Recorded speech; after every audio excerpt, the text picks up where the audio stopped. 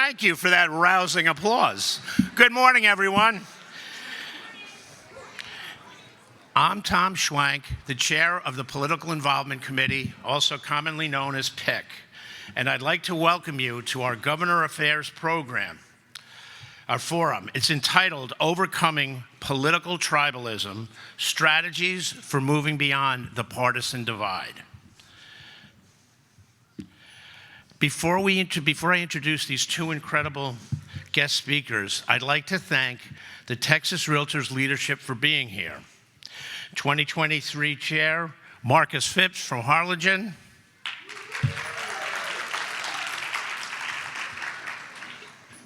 Secretary Treasurer Jeff Kahn from Lubbock, and our immediate past chair Russell Barry.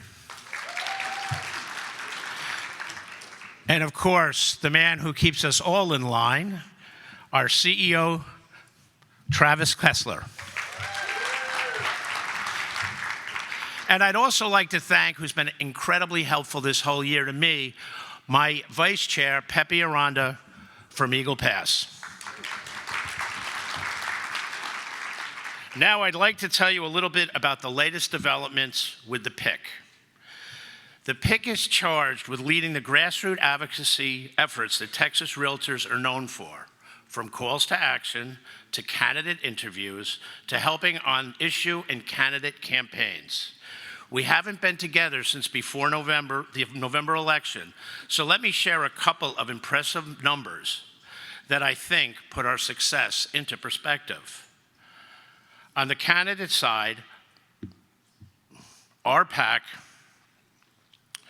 and TREPAC took positions in 226 federal and local and state races, winning 224 of the 226. Yippee skippy. An astounding 99.1% success rate. That never was my high school report card, by the way. I should also tell you that Texas Realtors and TREPAC got involved in the most contentious legislative races in the state, and we got involved early. The PIC began discussing the 2022 elections back in July of 2021, nearly 16 months before Election Day. I think I can speak for my Vice Chair Aranda, the entire PIC, our TREPAC trustee partners, and Texas Realtors leadership when I say we're very proud of our efforts in the November 2022 election. But the election is over, and the legislature has picked back up, which leads me to this.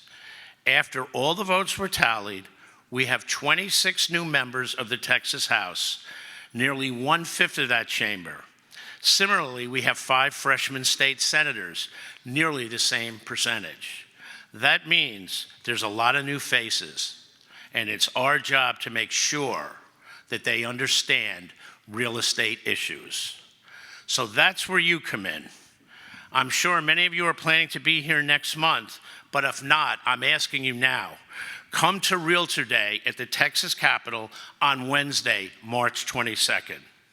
This year, we're back in person for the first time since 2019.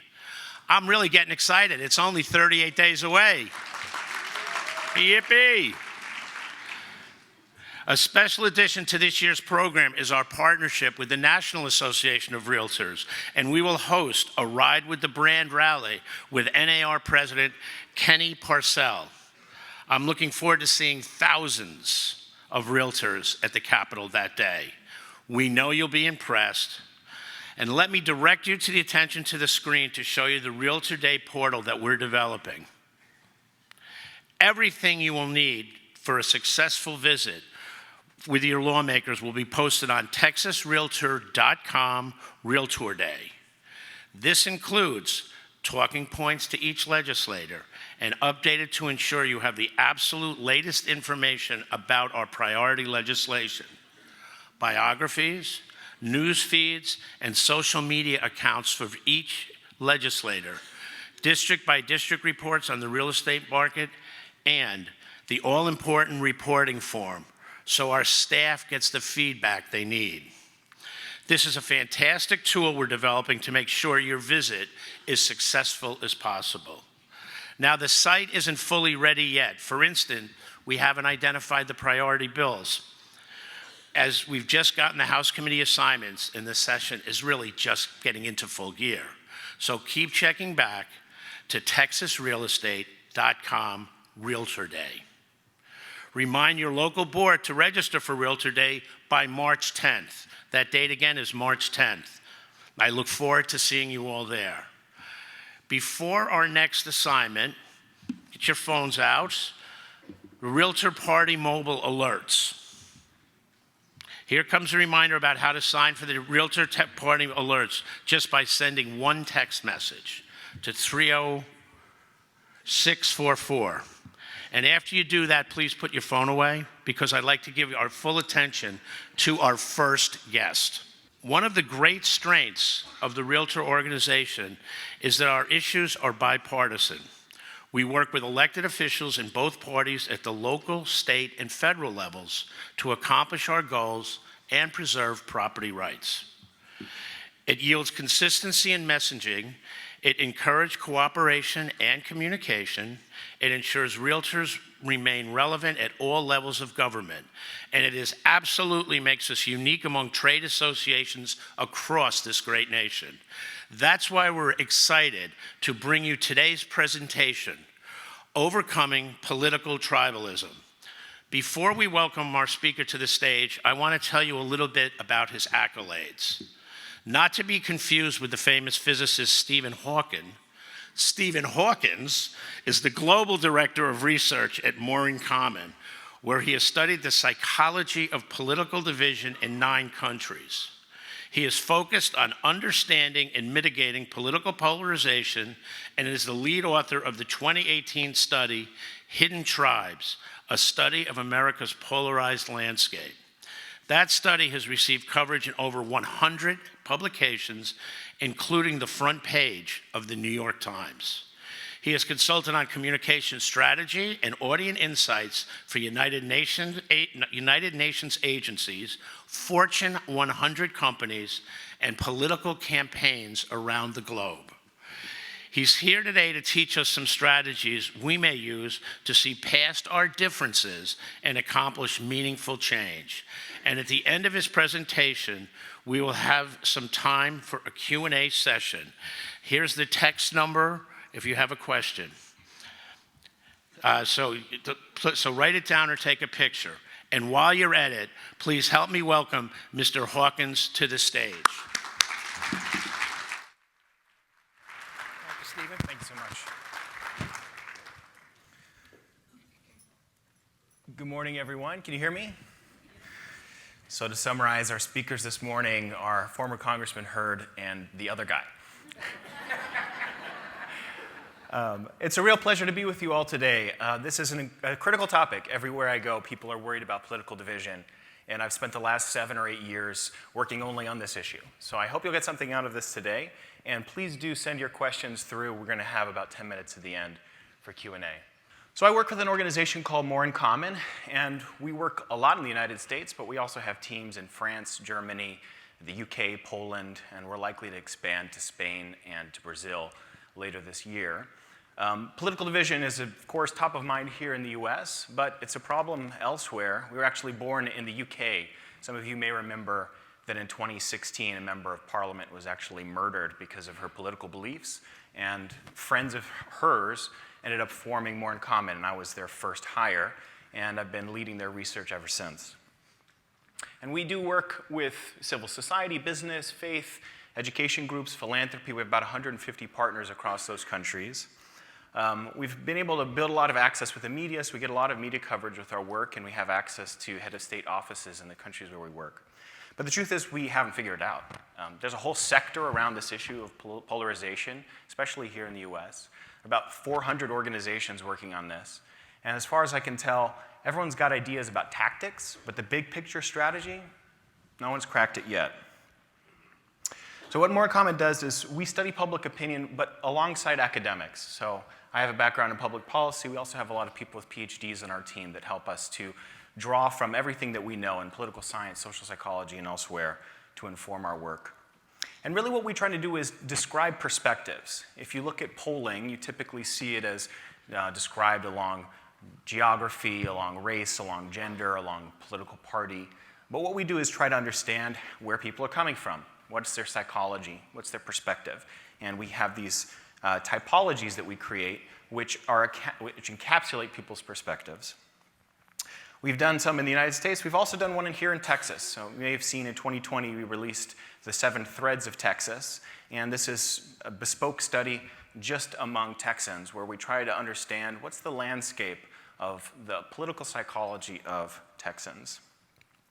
And we're not just trying to describe this problem, we work with partners to try and address it. So we do interventions, which oftentimes looks like communication strategies for political parties, for media organizations that are trying to address these issues. And so what I want to do today is just talk through 6 points. This should be pretty straightforward. And what I really want to do is land on this number 5 and number 6 point. It is possible to converge, and this is what it might look like. But I wanted to start by really getting into what we've learned in the last 6 or 7 years about the psychology of America's political division.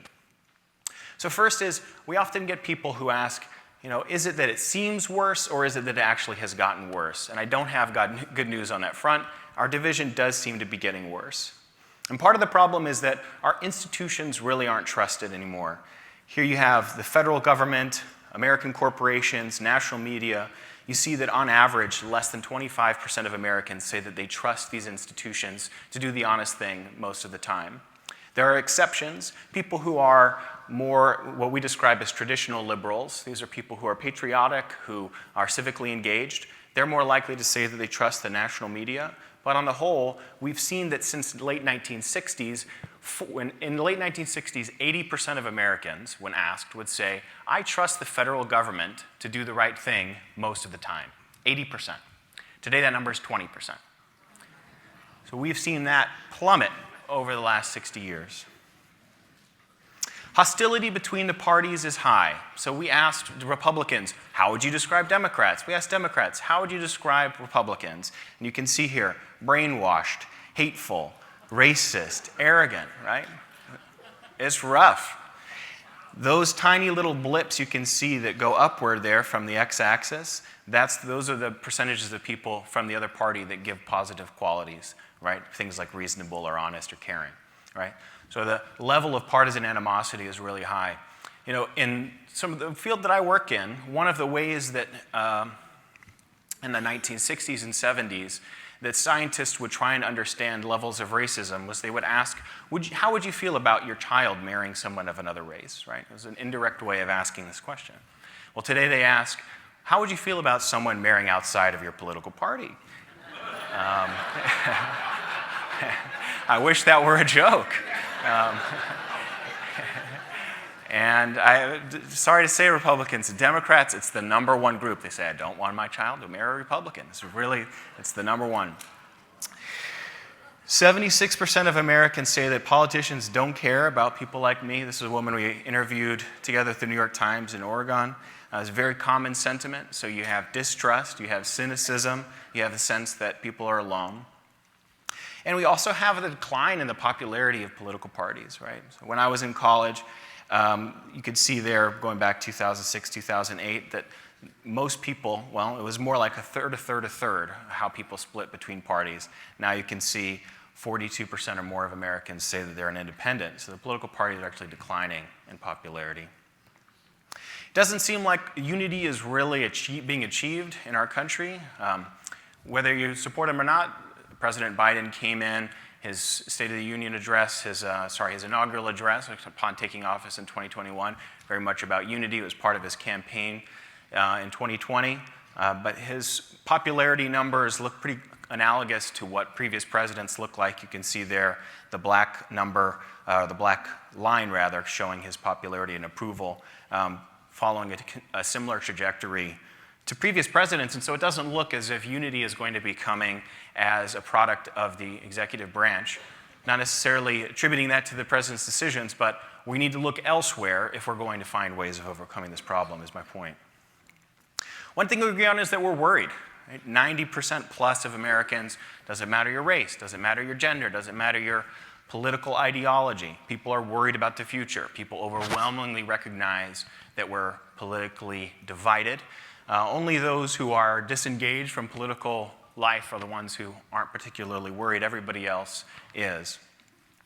And the challenge is that the drivers are really built into our systems. It's possible that in other contexts you might have just a problem with leadership. There's a culture within the legislature, there's poor leadership in the presidency, and if you can just get those guys out and bring in other people, you might have a change.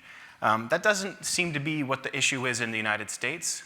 At least I would argue that our drivers are built into our systems. It's that things are going well that causes the division. What I mean by that is when you pursue your political incentives, as Congressman Hurd might be able to attest, as a congressperson, you have to raise $20,000 a week if you are in Washington, D.C. $20,000 a week, that's going to take you between 40 and 70% of your time.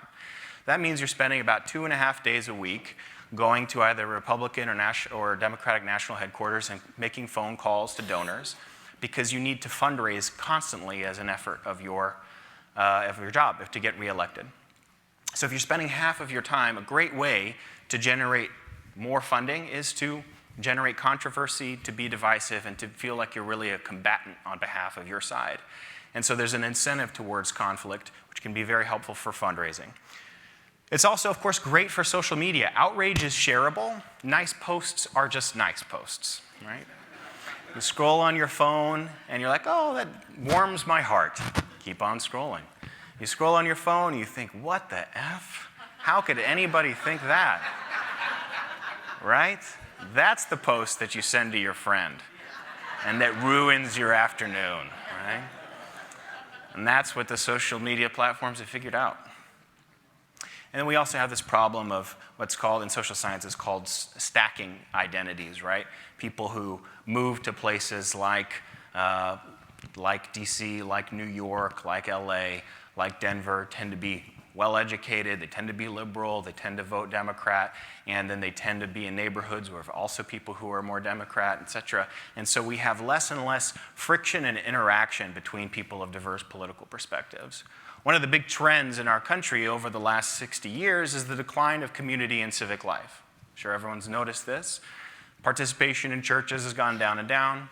Participation in civic life, bowling leagues, civic clubs, Kiwanis clubs, all of that's going down. Younger generations, such as mine, don't typically belong to a church, don't typically belong to community and neighborhood organizations. And what that means is there's less natural friction and interaction between generations, between people who think differently. And that means it's easier to vilify and misunderstand and caricature your political opponent because you don't actually know them very well. And so we have this issue where the most common type of contact that people are having with the other political perspective is on social media. And on social media, we know that it's about 5 or 10% of the people who post that are 80% of the posts. And we also know, as I'll get to later, that the people who talk about politics on social media are the ones who are the most ideological. That's what this graph shows, as I'm sure you immediately intuited. What we have plotted here is survey data from 8,000 people. This was the Hidden Tribe study that was alluded to a moment ago. And what it shows is where people land on 2 dimensions, their political engagement, which is on the y-axis, up and down, and then their left to right orientation, from conservative to liberal. And what you can see is it makes a U-shape. Really, really important that you understand this U-shape, because what it's showing is that the people who are being heard by congressmen, the people that are getting contacted by elected officials, the people that are posting about social media are also the ones that are the most on the far ends of the spectrum. All of those people that are clustered in the middle at the bottom there, which represent a huge amount of Americans, typically aren't the ones whose voices are being heard in politics. Another trend is that our parties have become ideological. It's quite normal in a population, whether you're in America, or Brazil, the Philippines, anywhere else, that you have people who are more conservative versus more liberal. Conservative people care about preserving traditions, and we'll get into more of the psychology of conservatives in a minute. But what we've seen is that in the United States, the ideological concentration of conservatives has really gone into the Republican Party. The Democratic Party has become more liberal. Meanwhile, you still have a pretty even balance between conservatives and liberals by race, by religion, by age, and so on. And so that means that the parties have become more ideological. This is work by the Pew Research Center, and what it's tracking is the concentration of ideological positions within the political party. You can see in 1994, during the Clinton era, there's that huge purple mountain in the middle. That was overlap between people who are conservative and liberal across the two parties. 2017, you can see that mountain has really shrunk in size as the parties have moved, and those vertical lines, which you can see, show the average position. So we're now the Republican and Democratic parties at the national level are much more ideological. They're much more likely to be only liberal or only conservative. So in other countries that we work in, the divisions are ethnic, right? Or there might be religious, Sunni, Shia, and you might have different ethnicities that just have conflict because of different interests and different histories. In the United States, we're divided by identity and values. What we tried to show through our Hidden Tribes research is that oftentimes we use a shorthand of thinking that, for instance, on something like immigration, the divisions are between white Americans and Hispanic Americans, or white Americans and people of color. And there is a difference. You can see on there that 61% of white Americans are in favor of DACA versus 75% of Hispanic Americans, so that's a 14-point difference. But if you look at the pink versus the purple vertical charts there, you can see 99% of progressive activists are in favor of DACA versus 28% of devoted conservatives. The division is much, much sharper along ideological lines, how you think, not what you look like. On feminism, you can see there's a difference in support for feminism between men and women. 46% of men are supportive of feminism today versus 60% of women. But the difference is 96% in favor versus 8% in favor along ideological lines. And so what I'm trying to cue up here is an exploration of what the differences are in perspective between those ideological poles. Another big feature here is how we see our American identity. It's absolutely central to our conflict. You can see that people who say that they're proud to be American, 74%. But if you look at the differences by generation, so here I want you to look at the yellow bars. Gen Z, 51% say they're proud to be American. More recent polling that I've done has shown that number is a little bit lower now. Versus if you go to the silent generation, these are people who were born before the baby boomers, you can see that, 94% of them are proud to be American. So there's a big gulf opening between younger and older generations on how they view America. And part of that's intuitive. If you're a Gen Zer, you were born in the wake of political polarization, constant war in Afghanistan, a financial crisis of 2008, and we haven't had those moments like the definitive Cold War era provided for previous generations about togetherness, shared American identity, victory over adversaries, and so on. The other key thing to mention here is a difference by, again, ideology. Our progressive activists, 1 in 3 say they're proud to be American versus 100% of devoted conservatives, right? Huge, huge feature here. And here I want to talk about values. So this data, stick with me here. I know this is a lot for a Sunday morning maybe, but this is... stick with me, I promise it's worth it. For me, this gets me out of bed in the morning. These values, I kid you not, these values are so important to understanding the differences in psychology between very progressive Texans and very conservative Texans. So these dots here are showing that progressives really care about two things, two values: protection from harm and fairness. It's really about those two things. That's what those pink and orange dots are on the top left there. The other things, like a concept of purity, a sense of loyalty and in-group connection to fellow Americans, a sense of attachment to authority and desire to see authority preserved, they're much lower. And then as you move to the right, look at the heritage defenders. This is our most right-wing group in Texas. You see that those values are held more in concert, meaning as a more right-wing Texan, people care as much about preserving a system of order or preserving a sense of morality and tradition, as they do care about things like addressing problems of care and of fairness. And this means that the psychology of living day to day in Texas, it feels different for people on the far left than on the far right. They're upset about different things. We talk about it as a moral palate, right? You can eat the same food, something is spicy for somebody, it's not spicy for somebody else. The world around us feels different to people because of their differences in values. This is drawing off of work by an eminent social psychologist, Jonathan Haidt, a social psychologist based in NYU. And personal for a minute, I grew up in a very conservative home, Republican home, Christian home, and I have gone through a journey as I've understood these values, and so I'm going to keep going back to these, but they are very important to understand. The third thing we're divided by is our stories, and here it's less numbers, you're welcome, but I want to talk about how that we have different narratives about society. So this is me in 2007. I lived in Washington, D.C. as an undergrad. I was on the executive board of the College Republicans. It was a very proud moment for me. And we were highly engaged in politics in Washington, D.C. I was a member of local church there. And this was how I would describe my worldview then, and I think this is an accurate way of describing the conservative worldview more broadly. Life is shaped by the quality of the character you embody. Success depends on hard work and effort. Healthy societies are built on responsibility and self-discipline.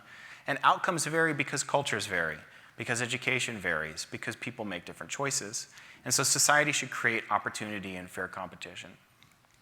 So I've set this background here in a church, and I think that that's valid, because if you, as I'm sure all of us know, the story is of Genesis, how does evil come into the world?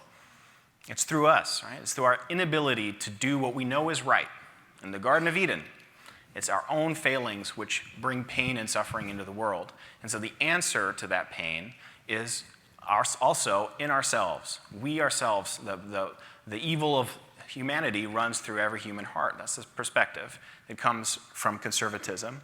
And so the implications of that are quite clear. We need to do better as individuals, as in a culture, and as a culture, in order to fix the harms of society.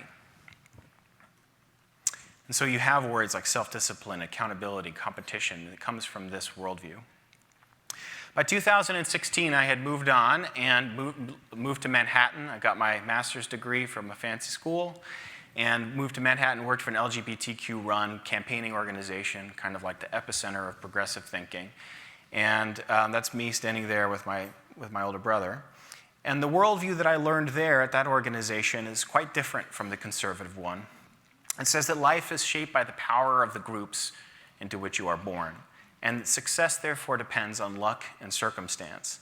And healthy societies are therefore built on empathizing with the least powerful. This is the message of the 20th century to many, many Americans, from the feminist movement and suffrage movement of the 1920s through to the civil rights era of the 1960s and 70s and onwards to the queer and gay movements.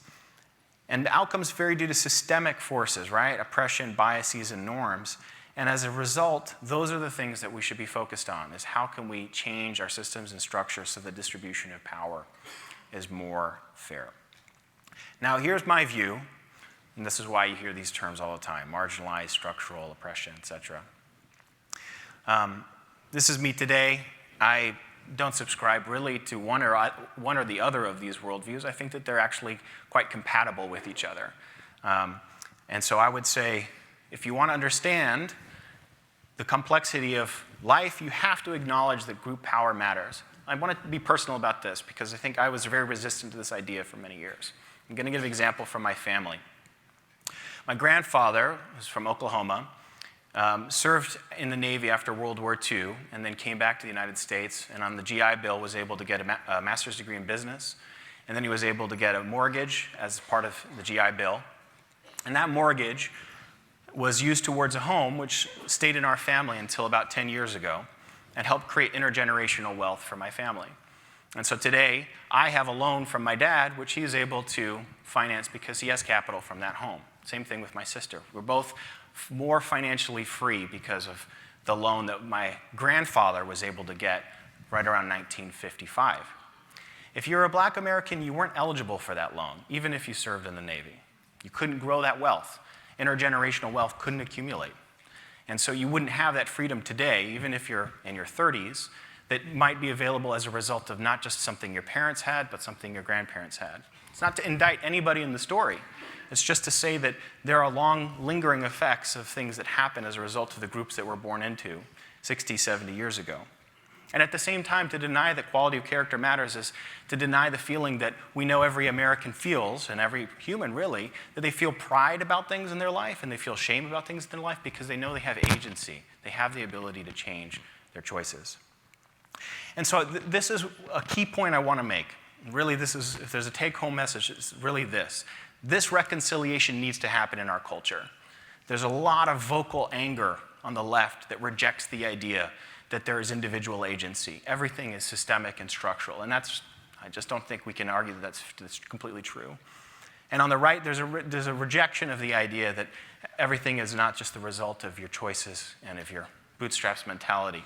The reconciliation here, I think, is possible, and it will come from us being able to have a culture that recognizes the validity of these two lenses. I want to provide some more evidence on this. So one of the things that's just definitely not binary in our country, it's not left or right, is about how we talk and what we're allowed to say, and the policing of our ideas. Most Americans think that hate speech is a problem in our country, that there's ugliness in the way that we treat each other. That's the vertical axis there. 75 or 76% of Americans say hate speech is a problem in our country.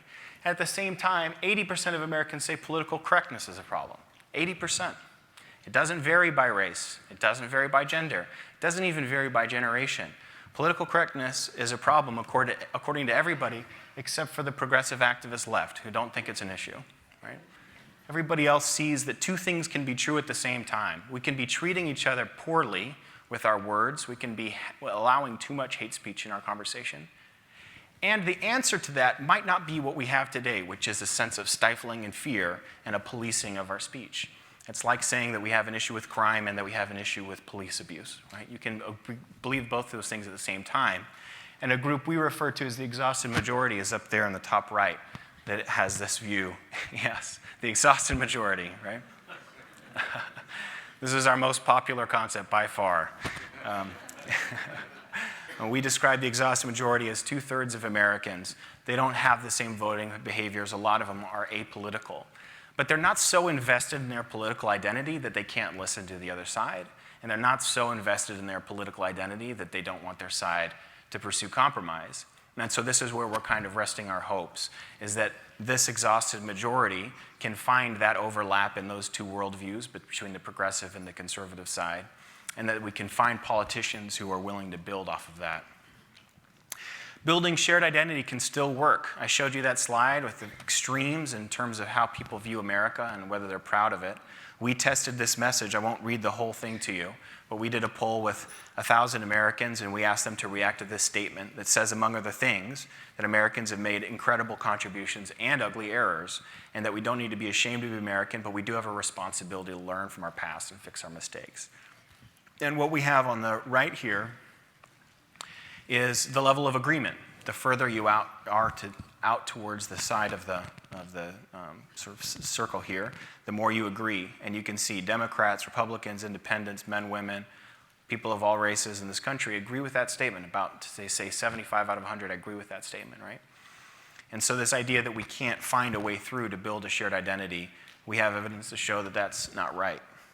Even on really controversial issues like immigration, we found that because we could understand the values that people had, now let's remember that scatter plot with those colorful dots. This is where it's coming back. So the Democrats care about care and fairness, right? And so we made sure to include in this message words which resonate with people who care a lot about care and fairness. Compassionate, right?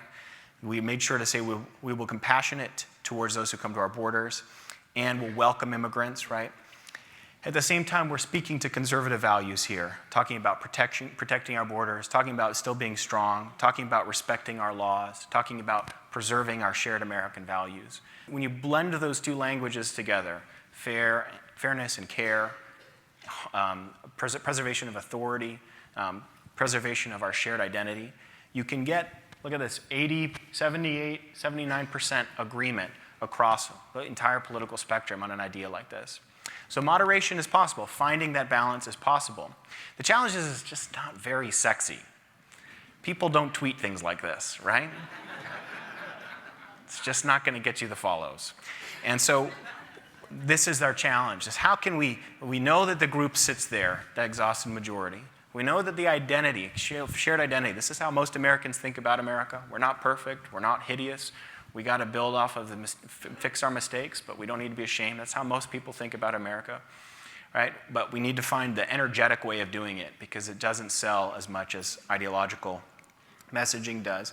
We also know that contact with others is really effective. This is a Heineken ad called Worlds Apart. Stanford University has been doing a lot of research that's looked across many, many interventions. And short, meaningful exchanges between strangers that allow them to see a different or hear a different perspective than they typically hear is effective at reducing people's levels of animosity and fear of the other side. I'm going to conclude here with a few ideas of what you might do differently as a recognition of some of the things that we've been doing here, or that I've been speaking about, rather. This is from a group called MindGym, M-I-N-D-G-Y-M. This is not my content, but I really admire their programming. This is from their equivalent of a DE&I program. And they're saying, let's broaden our concept of what diversity is to include everything that might be described as variety instead, right? Not just race and religion, age and disability and gender and so on, but what about outlook? What about sense of humor? What about energy and values? What are the different ways that we can just bring variety and celebrate that in our organization? Break out of just thinking about it along demographic lines. Have a principle maybe in an organization of being neither zealous nor permissive. There's two ways you can get it wrong. One way to get it wrong maybe is to just say, well, look, we're all human and people make mistakes, so just get over it. Another way that you can get it wrong with the organization maybe is just say, we have zero tolerance, somebody was upset, you made that mistake, and you're on your way out. Having clarity around boundaries and allowing people to believe that you're an organization which believes in growth. Yes, we're all human, but we also have expectations and standards. So we want people to grow at our organization rather than just being either judgmental or completely forgiving. And then believing in concepts of apology, learning, and forgiveness. Another way of talking about this is to pivot between heat and light. Heat is this idea that you're forceful and emotional in the organization. When people get upset, you encourage that, you invite that, and you stand firm and you confront an issue head on. There's places for that. But we're in a moment where there's a lot of ambiguity. As I said before, 80% of Americans think political correctness is a problem, and that cuts across demographics. And that means that we should be a little bit careful and slow to bring that heat into the conversation and instead pursue as much as we can a policy of being more like light, taking time to educate and win an argument, listening and compromising, calm and consideration. I'm going to conclude here with a slide. This is Adichie Ngozi. She's Chimamanda Adichie Ngozi, the author of a book called Americana. And this is her TED Talk. She talks about knowing the group story but seeing the individual story. And I think this is a really crucial concept for our culture to improve on. Is we're actually retreating, I think, to a place where we feel that we know enough about somebody if we know their categories, what groups they belong to. And she said she feels it's impossible to actually engage properly with a person without engaging with all of the stories of that person, right? We are individuals, we are also members of groups, and that if we only treat people as members of groups, it robs people of their dignity, and it emphasizes how we are different rather than how we are similar. And so that's my message for you today. I hope you've gotten something out of it. I'll invite you to send your questions over. I think we're going to take some here. But thank you very much for your time.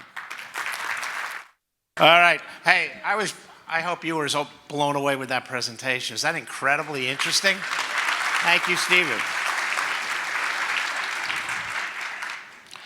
So, that first question, was there a spike in American pride or unity right after 9/11? Oh, my Lord. And if so, when did that decline? If it was a rapid decline, what do you feel contributed to the decline at that time? You know, we have been studying American identity in depth. We've thought of every question you might ask about it. And one of the ones that we asked, actually did this poll in December, was what era of America would you want to go back to that embodies the best of America? Was it World War II? Was it overcoming the Great Depression? Was it the Civil Rights era? And the most common answer by far is right after 9/11, by far. It always comes up in focus groups. It always comes up in discussions. And it did decline. I can't provide a lot of evidence for this. I think that the divisiveness around the Iraq War starting in 2003 had a big part to do with that decline. But it is something which is in the living memory of most Americans. The challenge with it is that it's a common enemy. Common enemies are great for building unity. They're not great in general, because you don't want to have a big enemy. And so people are in my sector talk about maybe climate change is that common enemy. Doesn't really work. Today, 86% of Americans say we are our own biggest enemy. America's internal threats are bigger than its external threats. And so finding something which we are collectively scared about and scared of and need to address together is a big challenge for us, but it would help us bring back that unity. Thank you. And as a follow-up question, have there been any events that have happened over the last few years that have shown a change in the divide? There was a brief moment in the spring of 2020 when we were all watching Tiger King.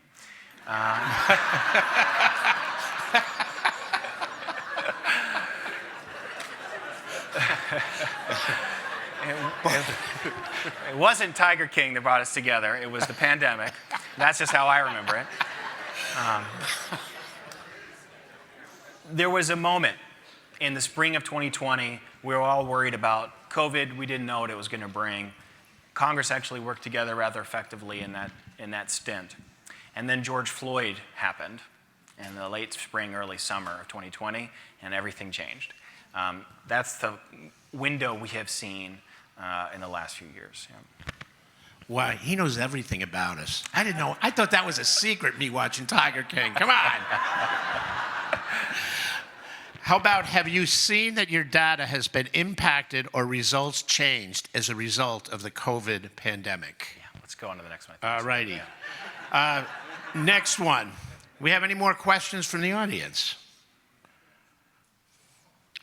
What was your favorite episode of the...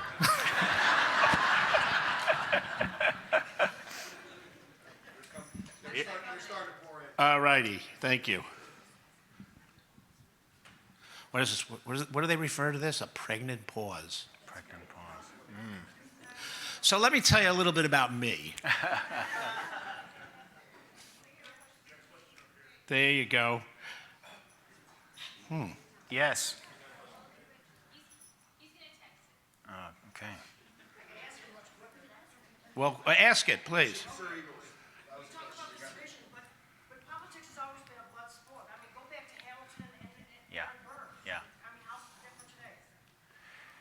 How's it different today? Declining productivity in Congress, sense of threat and hostility from the other side. In the middle of the 20th century, political scientists were talking about how the problem was these political parties are just too similar. 1950s, that was what they're writing about. There's not enough differentiation in terms of policy agenda between the parties. And now we can barely service our debt, and any challenge becomes much harder. We don't have a roadmap to figure out what to do about ChatGPT. We don't know. We don't have a roadmap to figure out how we're going to keep people employed when intelligence is something which is free. We need to be able to be in discourse and listen to each other and be wrong sometimes to solve those sorts of problems. And right now, we're barely able to just keep things functional. So the consequences of it are maybe even higher now because of the challenges that we have to face.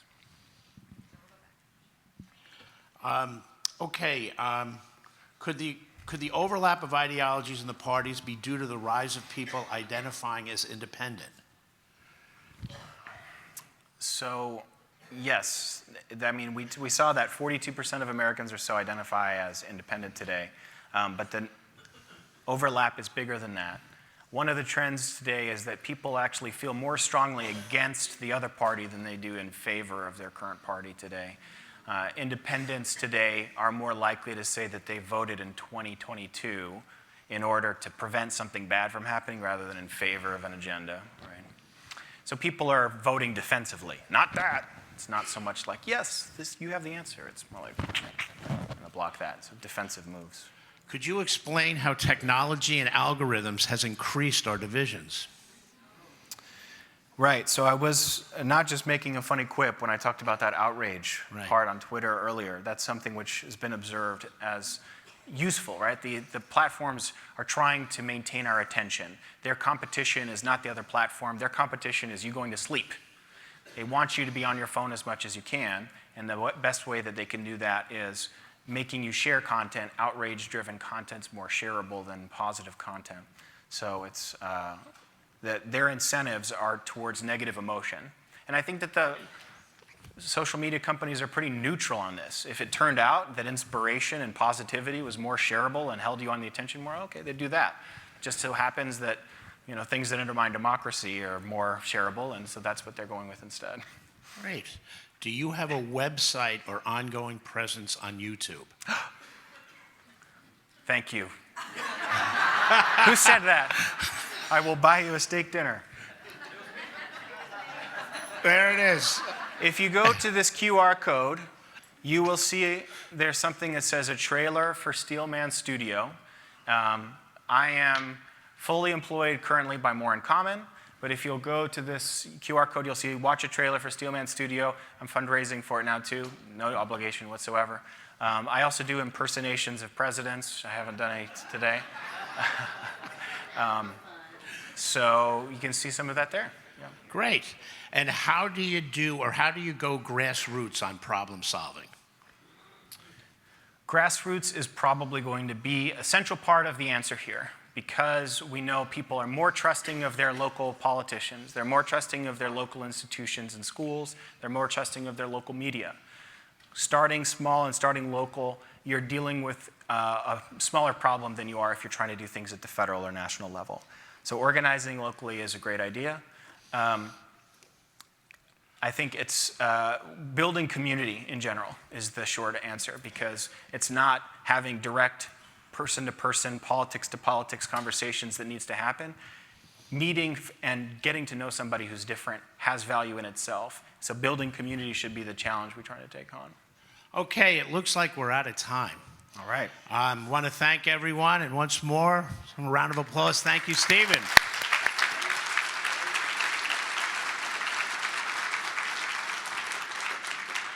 Wow.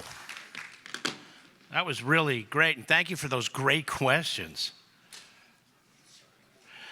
So I'm now going to turn the stage over to Cameron Willman, chair of the Texas Realtor Issues PAC. Did I get that wrong again? You got it. Oh, I got it. Very good. Thank you, Cameron.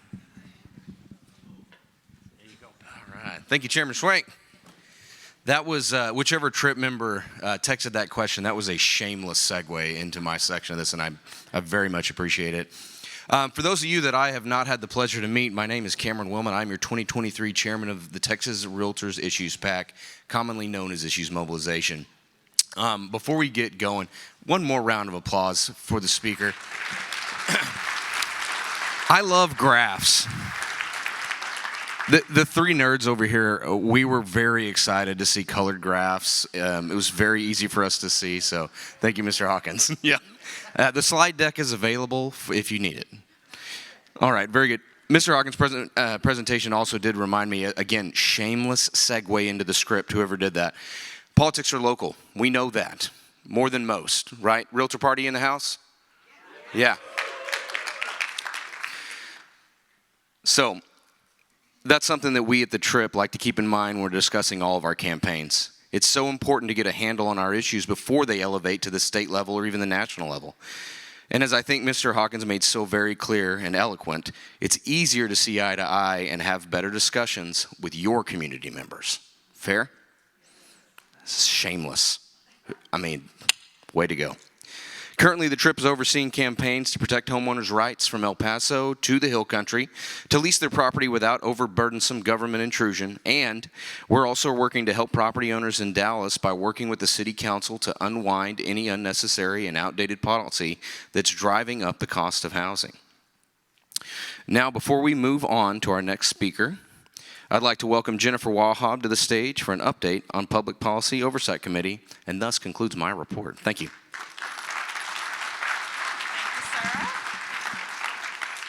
And I do want to thank Cameron and the TRIP for all the work that they do.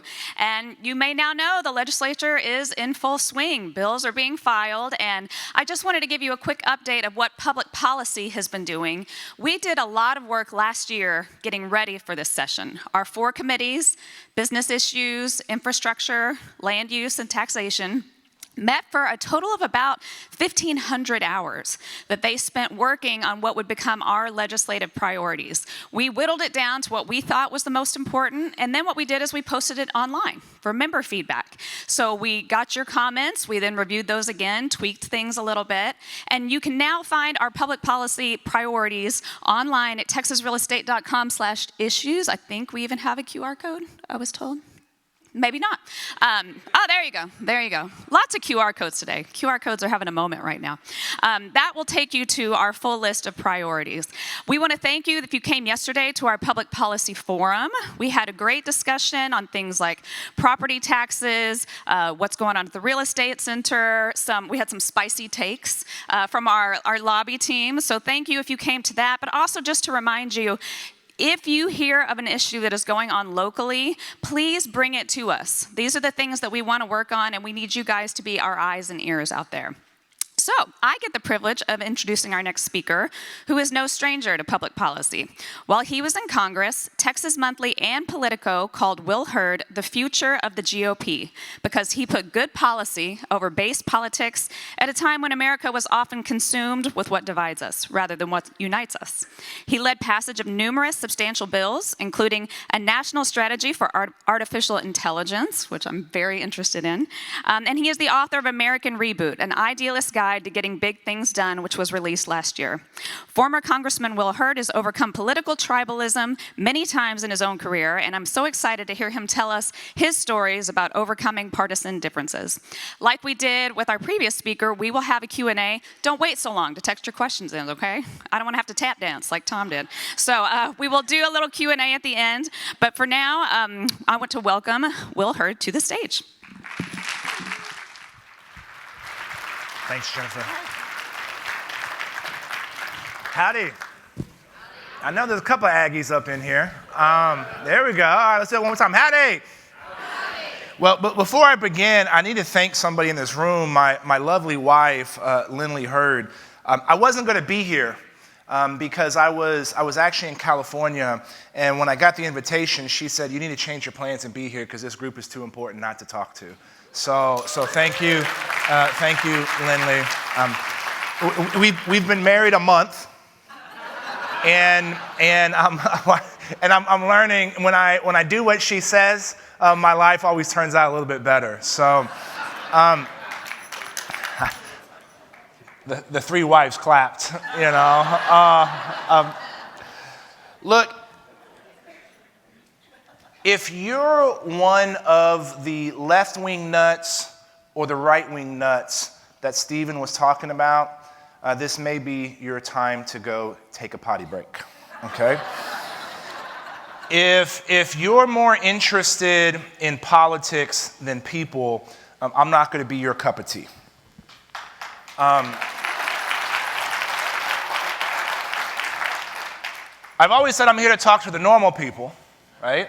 But I'm going to start calling it the exhausted majority, Stephen. I'm here to talk to the people that are more interested, they care about putting food on their table, a roof over their head, and making sure that the people they love are healthy, happy, and safe. And I'm here to talk to you all about how we actually get big things done. Now, in my 20s, I served overseas in the CIA, and I saw our enemies try to blow us up, steal our secrets, and bring dirty bombs into our country. In my 30s, when I helped build a cybersecurity practice, I saw our enemies trying to steal our money, poison our water, and disrupt our electrical grid. In Congress, I saw these same enemies trying to drive wedges between us and our democratic institutions, and you saw how they're being successful by taking advantage based on Stephen's notes. And then now in my 40s, and being in investment banking, I see our rivals trying to dominate technology fields, the ones that are going to be the fields of the future, so that they could surpass us as the most powerful country in the history of the world. And I share these points to illustrate that I've seen our enemies up close and personal. I've seen how a dysfunctional political system has made over 71% of American voters believe our country is on the wrong track. We are in, and I don't have to get into this because Stephen did a great job, we are in a political and cultural climate where we can't get anything big done. Last June, there was a poll. 55% of Democrats, 53% of Republicans, and 49% of independents now believe it is likely that America, and I quote, will cease to be a democracy in the future. That is crazy stat on bipartisan despair. And on top of this, we're at a point in our generation where we are facing what I consider to be 5 generational defining challenges that, depending on how we handle them, will determine whether or not the rest of this century stays the American century.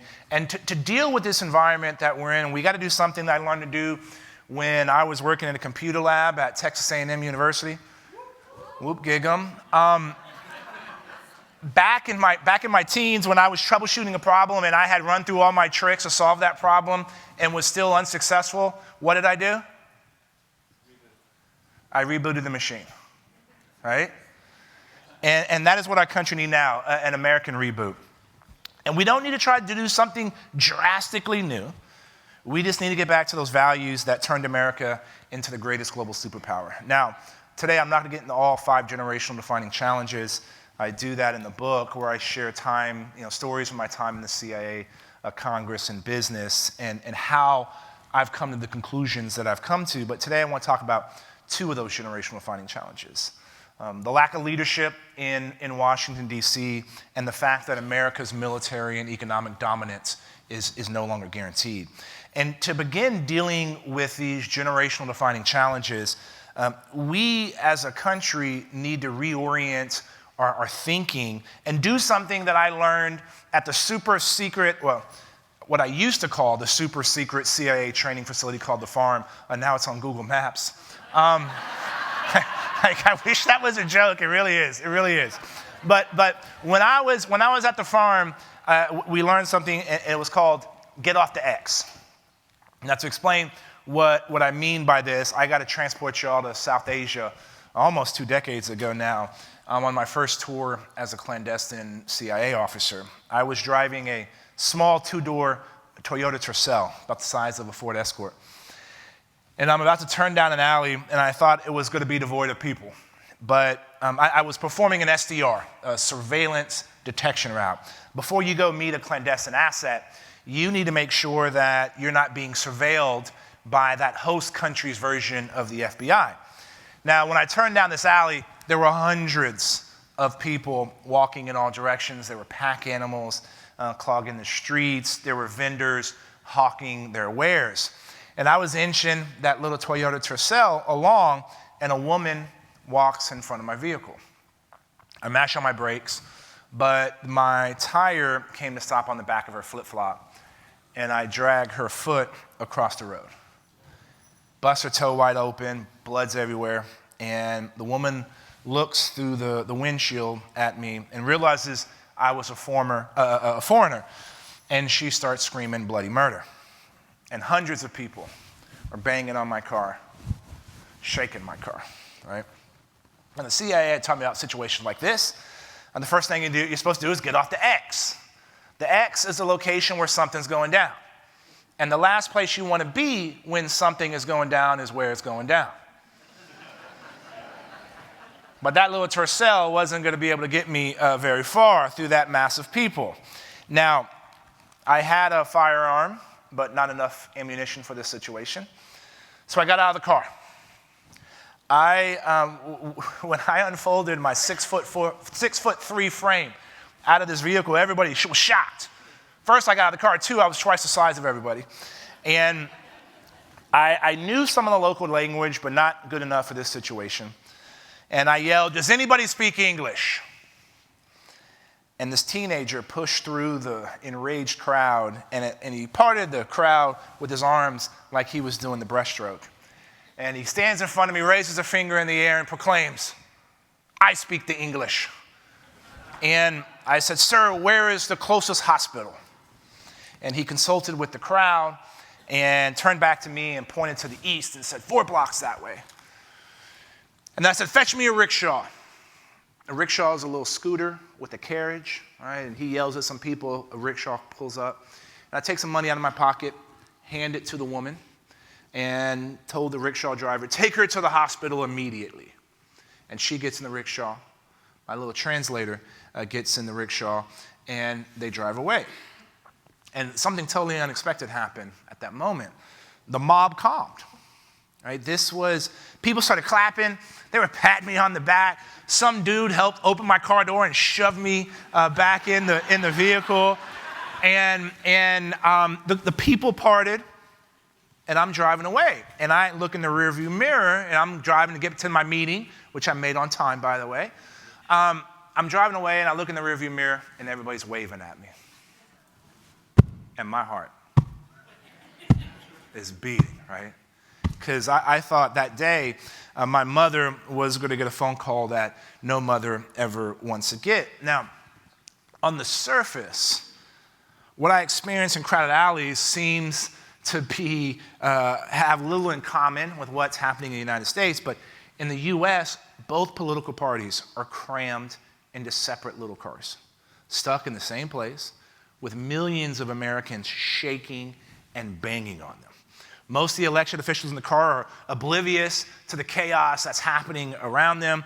Others recognize what's going on, but are turning away and choosing to ignore it. And even more so, some are screaming, trying to further incite drama. Now, this chaos will prevent the United States of America from doing for the next 247 years what we have done for the last 247 years, and that's improve the quality of life for all Americans while uplifting humanity.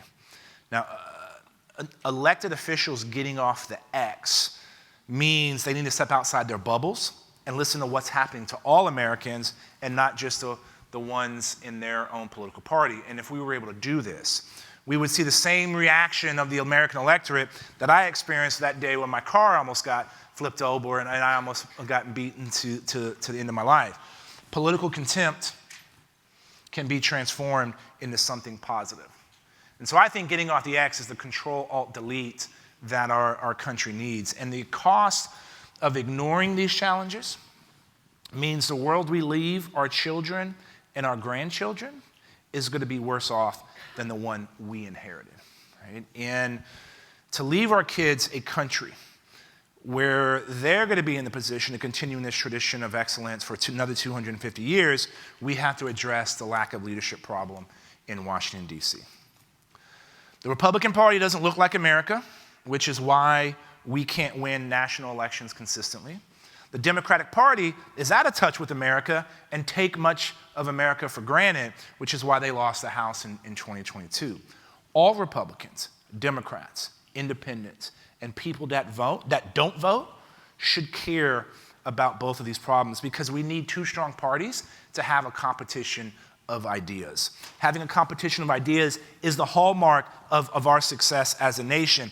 And so how have we gotten here? Why was Stephen's stats so terrible? We've gotten here for a simple reason. It's called math. Stephen warmed you up with his stats. I got a few for y'all, right? And the last election cycle, 2022, where y'all were so successful, congratulations, Tom. There might be a few people on that list I may want to talk to y'all about and be like, here's a little question mark. But, you know, that's an aside. That's an aside. In 2022, in the House of Representatives, only 27 House seats were split districts, meaning that the candidate who won the congressional seat was from a different party than the district selection for president, the previous cycle. In 2020 cycle, the 2 cycles ago, there were only 34 House seats that were split districts. That is 34 out of 435 members of the House of Representatives. That's 8%. Go back 20 years to 2000. 86 seats were competitive. 20 years before that, 143 seats were competitive. This is back in the day when problems got solved through bipartisanship. Competitive seats create common sense problem solvers. Non-competitive seats create crazy bomb throwers. In 2020, on average, 65,000 people voted in contested primaries. Since you need 50% plus one to win, this means on average, a minimum of only 32,501 people decided who was going to represent 92% of congressional seats. A member of Congress represents 762,000 people. So in 92% of congressional seats, only 4% of voters decided who would get the opportunity to go to Washington, D.C. That's terrible math. And so in those 8% of competitive seats, where the winners decide in the general election a seat like the one I represented, 346,000 people vote. That means a minimum of 173,001 folks picked the winner. What would you rather have? 32,000 people or 173,000 people deciding who gets to go to Congress? Right? Since 92% of seats and districts are decided by the most partisan political blocs, they are the only people who get spoken to. The professional political consultants advise candidates, and I'm sure y'all have heard this when y'all are doing your work, if these voters don't vote for you, you can't win. And that's what fuels extremism. We need leaders to inspire us, not just try to frighten us. And when an extreme position gets into public debate, it prevents nuance and thoughtfulness from ruling the day. People involved in the public debate are afraid to say anything other than issuing a rebuke of that extreme position because they're afraid that they're going to get misinterpreted. You see this phenomenon when it comes to immigration in our southern border. The far left says open borders or defund ICE. The far right says no immigration or build a wall. We know what needs to be done to alleviate the crisis at our border. Behind closed doors, everybody agrees on 4 things. Dismantle the infrastructure used by human smugglers. It's hard to get from Guatemala City to Del Rio. Human smugglers have moved last year 2.5 million people into our country illegally. That's basically 2 San Antonios. Right? Almost all the people that got smuggled into our country had a phone number of a smuggler. They had a license plate of a bus that brought them here. They had a pickup location in their home country. We should be using this information to dismantle these networks because human smugglers are putting innocent lives at risk. The second thing everybody agrees on is increase the use of technology on our border. Whether it's increased manpower, technology, or a physical barrier, we know the tools needed to know everything that's coming across our border. It's the 21st century. We should have operational control of our border. The third thing, streamline legal immigration. Almost every industry needs workers. America has always benefited from a global brain gain. Right? This is immigration of smart, hardworking individuals from other countries who are contributing to our society. Let's continue this trend, but do it legally. Right? And the fourth thing people agree on is address the causes of illegal immigration in Central America. Violence, lack of economic opportunity, and extreme poverty is what causes people to flee places like Guatemala, Honduras, and El Salvador. Providing foreign aid and economic development dollars there is cheaper than spending federal dollars here to deal with the crisis. Now, there's not one piece of legislation that's going to fix this or will have prevented this from happening, but continuing to use this issue as a political bludgeon rather than a call to action ain't going to work. We can't retreat to our political corners and use the same tired talking points that politicians have been using since the 80s. We have the ingenuity and the capability to fix this problem, and the question is whether we can find the political will. We're going to have to work with people we disagree with, and in many cases don't even like. But the people But if the people we elect to address our country's tough challenges think nothing can or should be done, this time we help them find a new career. And at this precarious moment in our history, we need leaders who are willing to talk to the middle and not the fringes. And the middle is the supermajority of Americans, as we saw. The middle doesn't follow politics like sports. The middle is probably most of y'all. The problem is the middle isn't making y'all's voices heard at the poll. Last math lesson of the day. In 2020, 160 million people voted in the general election. That's 67% of the voters in America, high watermark. But only 58 million people voted in those 2020 primaries. That's only 24% of eligible voters. 102 million Americans, 43% of eligible voters, voted in the general but not the primary. If we had 40% more of those eligible voters voting in primaries, then we would be seeing better options in the general election. If this trend changed, we could prevent a scenario in 2024 where our choice for leader of the free world is between two octogenarians. That's the rematch from hell, in my opinion.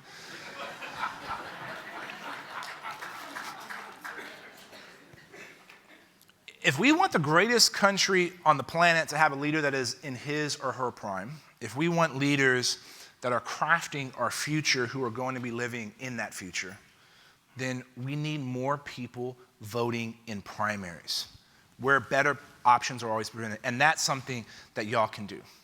I think it's silly we have debates about our leaders. We act like we can't have a leader that is of good character and has good ideas. These two things are not mutually exclusive. If we are going to ensure this century continues to be the American century, then we are going to need leaders who can reverse a scary trend. And that trend is that U.S. military and economic dominance is no longer guaranteed. That's not my opinion. This is what a bunch of bipartisan generals, diplomats, academics determined back in 2018. And they issued a report that said, and I quote, "The U.S. might struggle to win or might lose a war against China or Russia." Now, having been connected to U.S. national security for over 2 years, I've learned a very simple formula. This is the formula that most presidents in my lifetime have gotten wrong at some point, but the formula is this: your friends should love you and your enemies should fear you. To make this proposition come true, we have to start understanding we are in a new Cold War with the Chinese government. By the year 2049, the Chinese government is trying to replace the United States of America as the sole superpower. They plan on doing this by being a global leader in a dozen or so advanced technologies that's going to power the future. Technologies like 5G, artificial intelligence, synthetic biology, hypersonics, and quantum computing. Again, this is not my opinion. This is what the Chinese government has said and is saying about themselves in English since at least 2015. Now, I need to be clear on an important point. This new Cold War, this beef, is with the government of China. It's not with the Chinese people. It's not with the Chinese culture. The conflict is definitely not with Chinese Americans. The discrimination and hatred that our Asian American brothers and sisters have had to endure over the last couple of years because of racism associated with the pandemic has been entirely unacceptable, and we all have a responsibility to stop this hate.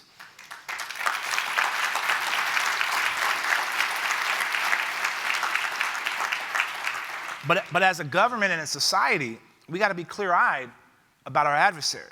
And it's an authoritarian government run by the Chinese Communist Party. The CCP imprisons its own people for dissenting, wipes any traces off the internet of people that fall out of favor with the government, and violates international law by forcing their own ethnic minority populations into concentration camps for reform. For years, the CCP has threatened global supply chains throughout the South China Sea. They have economically bullied smaller countries. They have stolen our intellectual property through some of the largest data breaches in history. America and China can and should coexist. Maintaining a peaceful relationship and profitable trade partnership with China should be one of our foreign policy goals. But to deal with a Chinese government more interested in rewriting international laws and norms rather than adhering to them, we must be able to out-innovate our adversary. We got to be able to build alliances that can and will administer consequences when global rules are broken. Now, China's going to become the world's largest economy probably by mid-century, and the US could potentially sink to third behind India. China is 4 times larger than us, which means we have to be 4 times more productive than them. This means instead of having silly debates on things like whether or not you should have classified documents in your hotel room or beach house, you shouldn't, by the way. Whether we're having silly debates on whether we should have open borders, again, the answer is we shouldn't. We need to be having national debates on things like how do we ensure artificial intelligence helps rather than hurts humanity, or how we prepare for a world where quantum computers exist. I get it. It's way easier to argue about culture war type things, like what we shouldn't be teaching our kids in school, than it is to have national debates on how we beat an authoritarian government to quantum supremacy. It's not sexy, right? Talking about quantum computing is hard. Explaining quantum computing requires talking about how subatomic particles work, right? Talking about quantum computing would require talking about how it's different from traditional computing. Talking about quantum computing is going to have to tell you, okay, in traditional computing, a bit can be a 1 or a 0, right? On or off. Quantum computers use qubits, and they can do this thing called superposition, where they're both on or off at the same time, or somewhere in the spectrum between the two. Quantum computers can also do a thing called entanglement, linking 2 particles even if they're physically separate. This sounds like magic, right? But managing superposition, right, and entanglement is going to allow us to have computers that build better batteries that last longer. Who wants one of those, right? It's going to reduce our traffic in our cities. It's going to design new cures for deadly diseases. Or we can break all the encryption that is used today to protect our sensitive data. The loss of privacy and security that will be caused by quantum computers is going to be global and catastrophic if we don't develop new encryption systems to protect against them, right? Quantum-resistant encryption exists today, but we aren't deploying it at scale. This problem is more significant than Y2K. We're all old enough here to remember Y2K, right? The world averted, the US averted major problems around Y2K because we spent $300 billion. Do I got to explain to a few, Tom, that don't know what Y2K is? Yeah, see me after. Put that, text 833-451, I'll explain it. Look, bottom line, we spent $300 billion with a B over 3 years to take the year in our computers from 2 digits to 4 digits, right? Protecting against quantum computers is going to be significantly harder than dealing with Y2K. And most people don't even know this is a problem. Every American should care about the struggle with China to be the global leader in these advanced technologies like quantum computing, because we face a potential future where Mandarin and Yuan, not English and the dollar, dominate the global economy. The economic impact is clear if we lose this new Cold War. Americans will be poorer because the dollar will purchase less, our economy will be weaker, creating less opportunities for good-paying jobs, and our debt will take up a greater percentage of federal spending, which means fewer dollars for infrastructure and programs that help the most in need.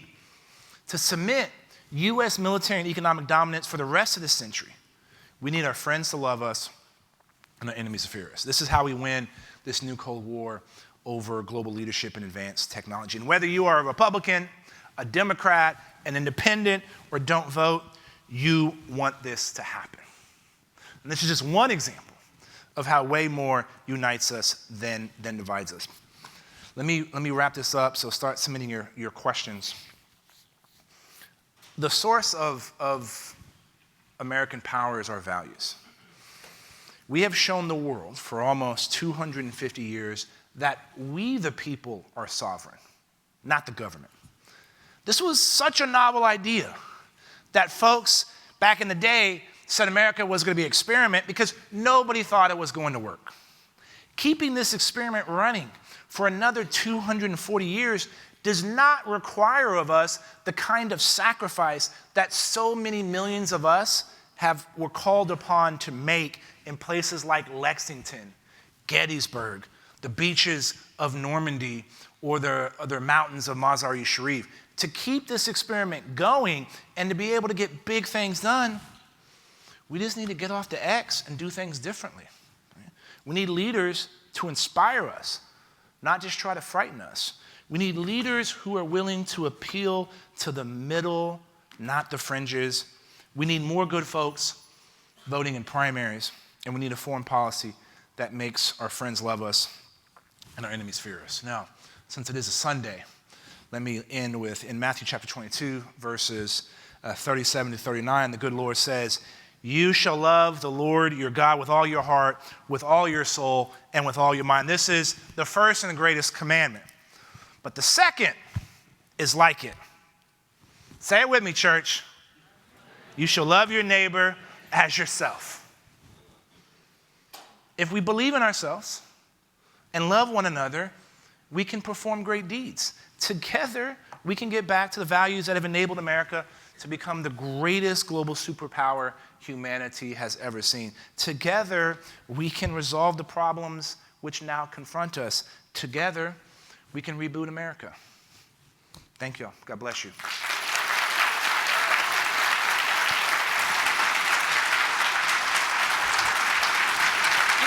Yeah. First question. Oh, wow. Thank you.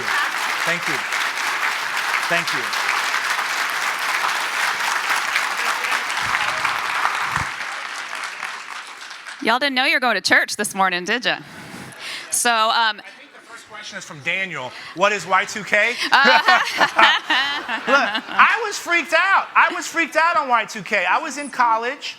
I was in San Antonio. I was supposed to drive to then my girlfriend at the time, who was terrible, by the way, my love.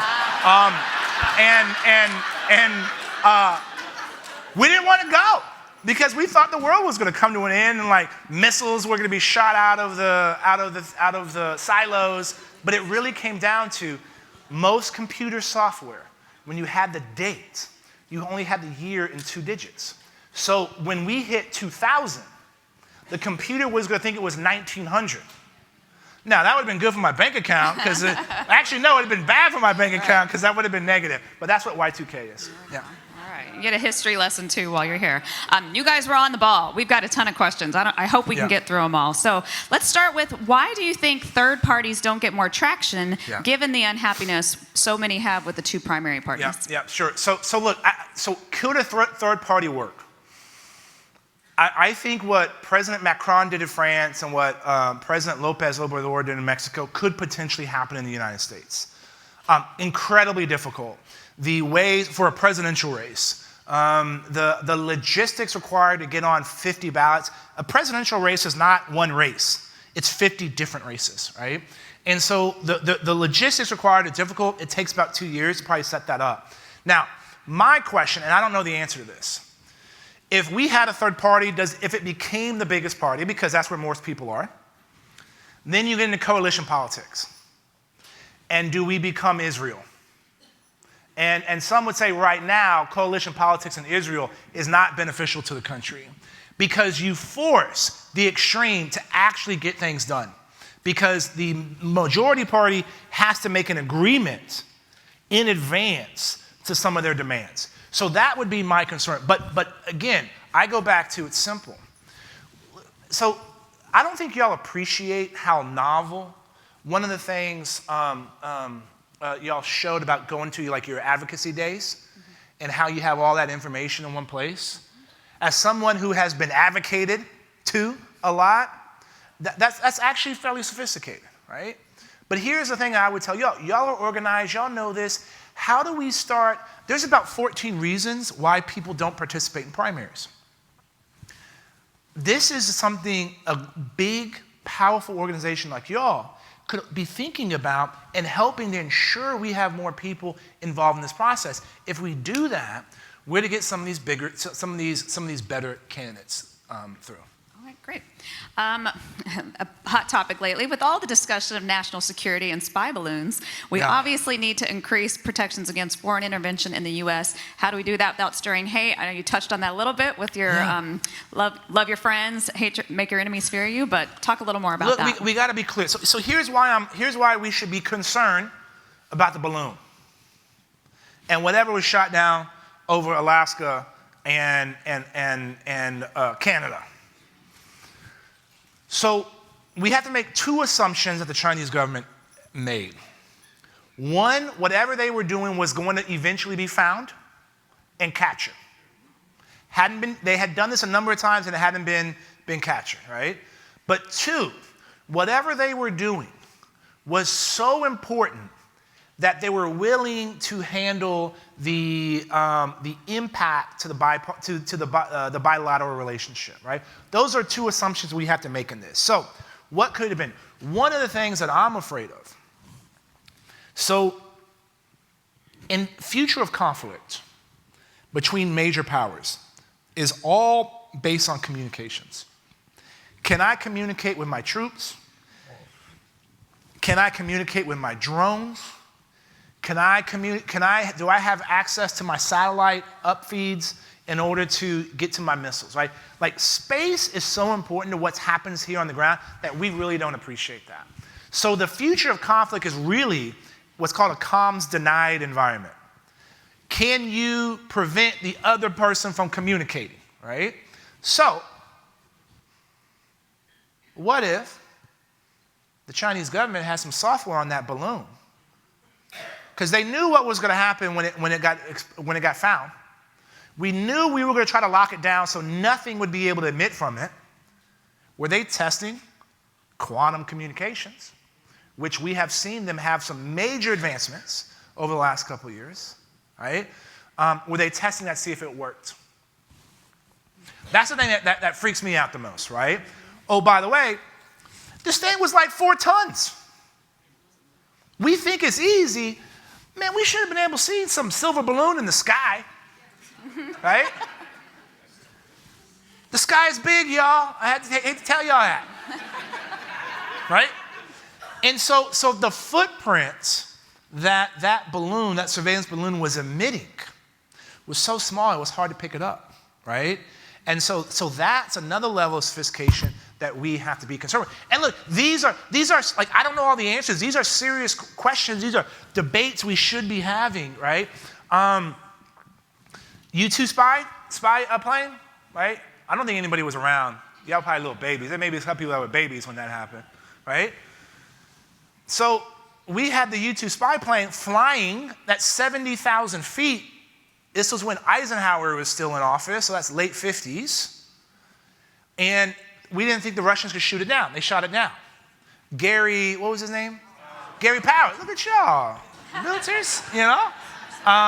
So look, we've seen some of this stuff happen before, and how we handle it requires back and forth. Anyways, I'll try to cut my answers down. No, you're good. Because we got a lot of questions. Can you talk about the balance many candidates and elected officials have to consider between campaign platforms and actually fixing problems through the legislative process? How much desire is there to actually solve issues versus continuing to use those issues to win campaigns? Sure. Great question. And this made me think of something in your presentation, Stephen. $20K a week. I want to know, we're going to have to talk about that. I wish I only had to raise $20K a week, right? That was low. That was like, if I didn't raise $20K at a breakfast, like seriously, right? So how do you balance these things? Again, the problem is this: politicians are only talking to 4% of their electorate because that's the 4% that gets them elected. And a lot of them care about them showing that they're fighting rather than solving the problems. Nobody thought, actually one person, the young lady sitting on the front row, dressed in all black, nobody thought a black dude, a black Republican, could win in the 72% Latino district, right? Yeah, Jose's laughing because, nobody in Eagle Pass was like, who's this dude, right? And so, but the reason I was able to continue to get reelected, because I actually solved problem. That was what I based my value proposition to the voters on, and so that's what I focus on. Oh, and by the way, I got rewarded for solving problems. Let's look at my man John Cornyn and Chris Murphy, Democrat from Connecticut. When they passed a piece of gun legislation after Uvalde, the amount of grief both of them got from their own parties for working on a very simple fix that like 78% of Americans agree on, right? And so those are the internal structures because, and as Stephen said, people are trying to drive social media follows. I'm going to concur with my dear colleague from Denver. Y'all have never, none of y'all in this room have ever clicked on an article that said Congress worked. None of y'all. But if I ever see it, I'll click on it, but I've never seen it. I bet y'all, if there's a question on George Santos, all of y'all would be able to answer that question, right? And so we have to be modeling. We have to model the behavior we want to see. Because if we don't, we're to continue to see the same thing. I forget what the question was now. That's all right. I like this one. Do you have recommendations for accurate and valid sources of political news? Sure. Yes. Hold on. What was it? I'm getting it. I want to get this right. Sorry. Steelman Studios. You know, Steelman Studios. yeah. Look. So if y'all, go to my website, willbehurd.com. You can sign up for the brief. Every other week, I try to send you something that takes you less than 5 minutes to read about 3 things that's not getting enough attention. Something in current events, something in national security, and something in technology. But when I look at stuff that's happening in DC, Axios is really good. Punchbowl News is another one. There's actually a startup here in Austin called The Donut. They send a text, right, with kind of like 3 things. There's another company that's trying to do this, 1440, where they literally provide a same topic, but a left-leaning article and a right-leaning article. And then the dude that created Instagram has a new app out called Artifact, I believe, and it's like in beta testing. And again, the concept is like topic, you click on it, and it shows you 10 different articles on that thing from entities that have a diversity of thought. But what I do, look, I try to look on whatever issue I'm tracking, I try to find somebody who I truly find credible and start with that. And Ukraine, a good example, Mike McFaul. He's a former ambassador. He was appointed by President Obama. He's based in Stanford now. McFaul's Twitter feed is a must-read for anybody who's wants to care about Ukraine. I wish it was easy. I wish this could be like, go to this, right? Go to this. You got to work for it. And guess what? Democracy is hard. It's supposed to be hard. All right, we got 2 quick ones left before we run out of time. You gave him a plug, but we did have somebody ask, what inspired you to write your book, and where can they get a copy? Well, you can get a copy out in front right here because y'all bought it, you know. So, but look, I wrote the article. I wrote the book. The underlying concept that came was when I realized that like my opinions on certain things like the Chinese government was different when I was in Congress and when I was in the CIA. So when I left the CIA in 2009, so I was in India 2 years, Pakistan 2 years, New York City doing interagency work for a year and a half, and then Afghanistan for a year and a half as well. And my job there was to manage all of our undercover operations. And you deal with China a lot. I thought in 2009 that China was basically a regional thug, but was not even near a near peer. And that was bad thinking in 2009. And then I thought, okay, well, what changed? Like, how did I come to the conclusion that I've come, that y'all have here today? And I can tell you 5 things experiences that I had that made me think through that. And then I was like, oh, that may be a good way for the book. And so all of the chapters and everything is based on what were those experiences that led me to those conclusions, and I try to take the reader along that path. And Lindley thought that was a cool way to do it, so I've learned to just listen to her. And we've got copies out here, so make sure you grab one. We got this one multiple times. Will you consider running for office again? My political career is not over, right? Do you care to expand on that? well, no, but look. So here's the thing, right? Like, here's the thing. Like, I always say, if you're running for office, you got to have 5 things. You got to have a willingness. You got to have ideas. You got to have resources. You got to have organization. You got to have a moment to be met, right? I think the lessons of 2020 and 2022. Lessons of 2020: don't be a jerk, and don't be a socialist, right? Like, that's simple. However, people continue to be being jerks and continue to being socialists. And so 2022, America say, hey, y'all, common sense people to solve common sense problems, right? Like that's the environment. The majority, what's the phrase? Exhausted. The exhausted majority.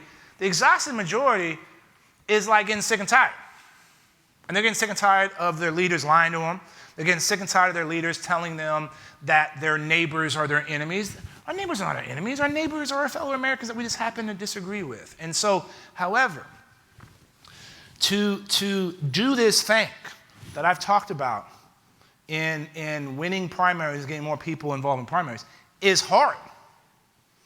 There's a reason people haven't done it before. Because it's freaking hard, right? And it's going to require people to step up and willing to do that work, right? And so one of the things that I'm trying to evaluate, do people really care? Like, do they care enough to do something? Like, do you care enough to remember to go to a website, go to my website, and sign up so I can continue to talk to you? Do you care enough about that, right? Because that's the mechanism by which I'm going to be able to determine whether or not there's a posse to do something. So, long-winded answer, but thank you. I think we need more Will Hurds. What do y'all think? Let's give him a hand.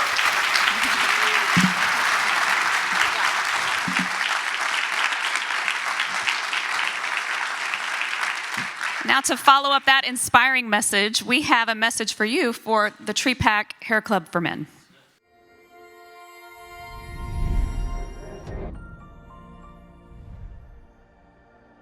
I know what you're thinking, ladies. Has this guy always been bald? I was a non-TREPAC investor for years and noticed that I slowly started to lose my hair. As you can see by my advanced hair loss, it was many, many years. Thank goodness I became a participation club level investor. $35 a year is all it took. And look how much it saved me. When I stepped up to the 110 club level, the TREPAC strength put an end to my advancing hair loss. And as you can see, I'm on my way to increasing my investment next year. And look at how much it saved me. Well, my $500 capital level has been working for me for years. I mean, just look at my full head of hair. Ladies, need I say more? Look how much it's done for me. As you can tell by my long, luscious locks, I achieved major investor status, which has provided me long and prosperous benefits. And look what it has done for me.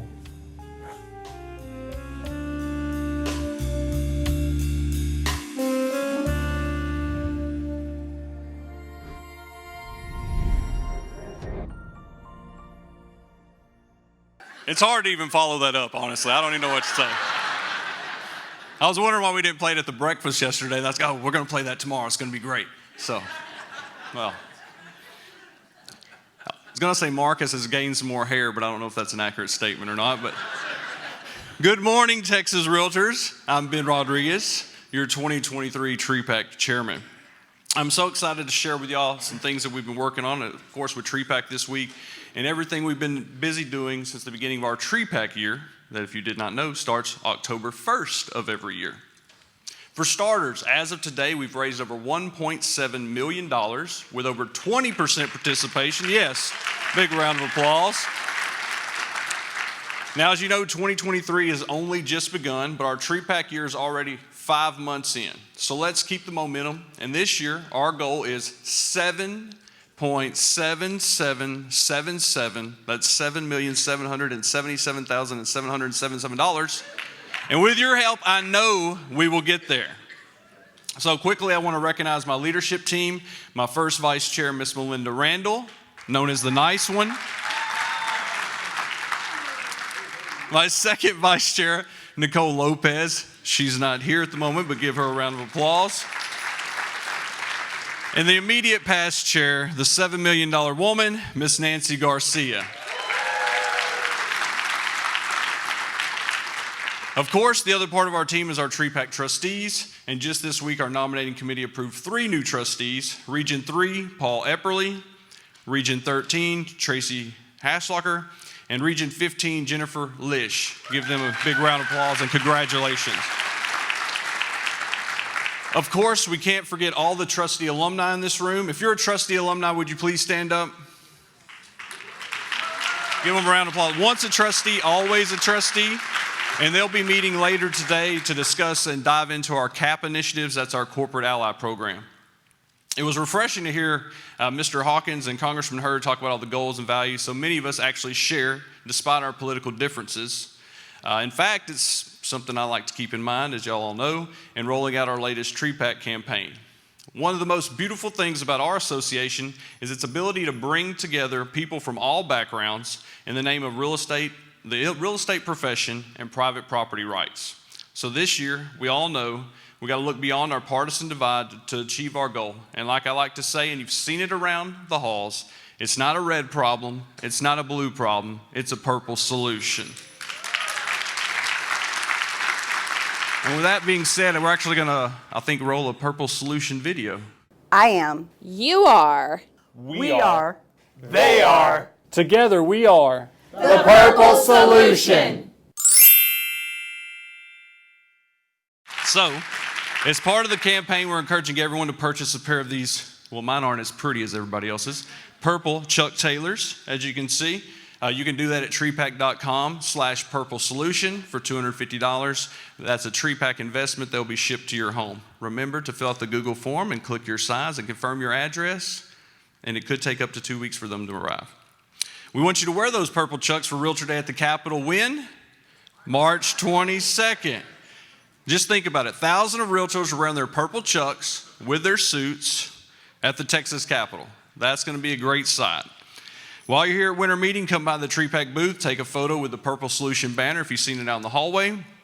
And here's a bonus: if you share a picture with the purple Chucks on social media, the background, whatever it may be, hashtag Purple Solution, hashtag TREPAC, you'll be entered into a contest where winners will be announced during the September conference.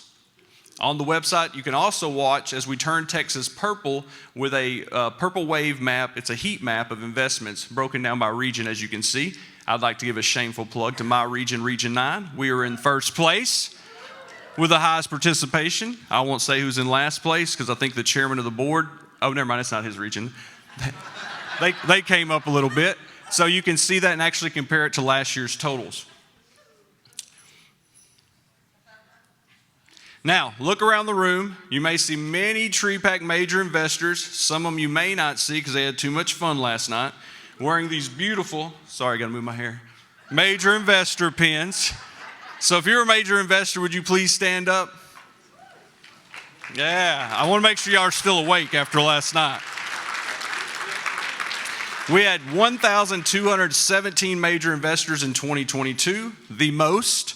And no other state can compare to us, of course, but the most of the entire country. And we want to thank you for what you do, because that's what really matters.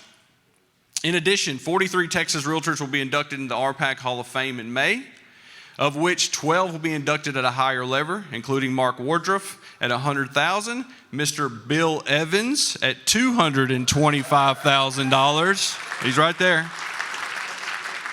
Bill is one of the top two top highest contributors in the nation. By the way, be on the lookout for the March issue of the Texas Realtors magazine for a special insert recognizing all 2022 major investors. And lastly, I want to thank all 65,739 Texas Realtors who saw the value of TREPAC and invested last year. It is because of investors like you that we can continue our success to ensure Texas has good public policy that will benefit all Texas Realtors and consumers alike.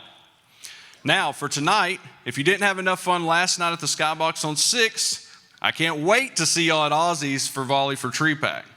Don't worry, you don't all have to play volleyball. You can come watch the Super Bowl. Starts at 6:30. Tickets are available at the door if you have not purchased those already. It'll be a great time, get a lot of laughs, watch football, eat, have a great time. So, last but not least, don't forget to stop by the TREPAC booth for a silent auction to place your bid and make your investment. The auction is online.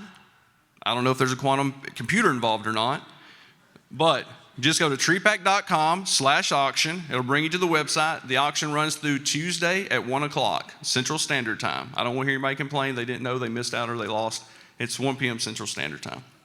So, once again, thank you, Texas Realtors. 2023 is going to be a great TREPAC year and hopefully the best year ever. So before I head off into the new year, let's take some time to recognize the Realtor advocates who made the last year so great with their incredible work. And I'm going to turn the stage over to Mr. J.R. Martinez for our Advocacy Awards. You got your own? Got it. Thank you, Ben. Such a good-looking guy. I can't follow up with him. So I wish I had hair like that. You looked at my bald spot back here. So, well, good morning, Texas Realtors. Bienvenidos, mi gente. It's glad to be up here again. I'm J.R. Martinez, and I was fortunate to chair the Political Involvement Committee in 2022. Before I get into my script here, I'm going to make a couple of comments here. First of all, our speaker, the Congressman, made some very good points here. I'm FPC to Congressman Mark Vesey, and he one time told us in one of our meetings, he said, you know what? The news media never reports about the planes that land safely every day. They always report about the ones that crash. So that's the way we are in Congress. Get a lot done, no one talks about it. Another thing I want to make, a couple of comments here, and I know my PIC members are going to get probably sick of me saying this, and if you are a PIC member or past PIC member, please stand up and be recognized.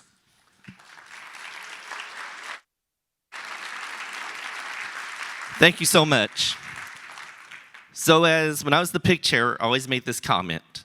I always said, back when the Dallas Cowboys were winning Super Bowls back in the 90s, it's been a while. Once again, they're not in the Super Bowl this Sunday. Jimmy Johnson, Troy Aikman always said, you win your games Thursday, Friday, Saturday, Sunday. That's the day you prepare. You play your game on Sunday. That's when you win it. But you always win Tuesday through Saturday during your preparation. So we had another Dallas Cowboy coach that came along, Coach Bill Parcells. He always said, you always know what kind of team you have by the record they have. So Texas Realtors, Brandon, what was our success rate? 99.1%. That's a great job. And it comes down to this award, Grassroots. Well, guess what, PIC members? Training camp's going to start again, June, July. Is that correct, Brandon? That's when we start up again, so get ready. So when it comes to political advocacy, we talk about ourselves as grassroots organization. That's what we are. And that describes so many of us in this room. But looking back over the past year, several Texas Realtors deserve special recognition for their excellence in grassroots political advocacy. Whether it was through strong efforts to drive up realtor voter turnout, building relationships between local realtors and elected officials, making a difference in a federal or state election, or stepping up for a local issues campaign, these Texas Realtors talk the talk and walk the walk. These individuals from all over the state have received a beautiful framed certificate acknowledging their efforts. But ladies and gentlemen, one of your colleagues stood out, and he or she will be recognized right here, right now, today, as the 2022 Texas Realtors Grassroots Advocate of the Year Award winner. So, before I make this announcement, I'm going to take you behind the curtain a little. So this year is the closest the voting's ever been for this coveted award. How close? The 23 members of last year's pick voted on this award by ranking their top 3 choices. And after 22 votes, we were mathematically tied. So when your pick member tells you every vote matters, guess what? It's because we speak from experience. Every vote matters. My fellow Texas Realtors, it is my distinct honor to present this award to a Texas Realtor who understands grassroots political advocacy as well as anyone. And then she does something about it. In the last year, our winner has gone out of her way to stand up for private property owners. When a runaway city council started trampling the rights of homeowners, she began attending every single council meeting. She testified, she held large coalition meetings at her house, and she shined the light on questionable practices by the council and city staff. And she ensured Texas Realtors were at the table. She also secured funding for a public campaign against proposed ordinance by enlisting the Texas Realtors Local Issues Committee. And she was so effective, so passionate, so dedicated that leadership took notice. And now she sits on that committee, a seat well earned. And from what I understand, there's some buried bodies out there. Is that correct, Brandon? Okay. Friends, it is my absolute pleasure to announce that the winner of the 2022 Texas Realtors Grassroots Advocate of the Year, Emily Baehr from Central Hill Country Board of Realtors. Let's give Emily a round of applause. Come on up.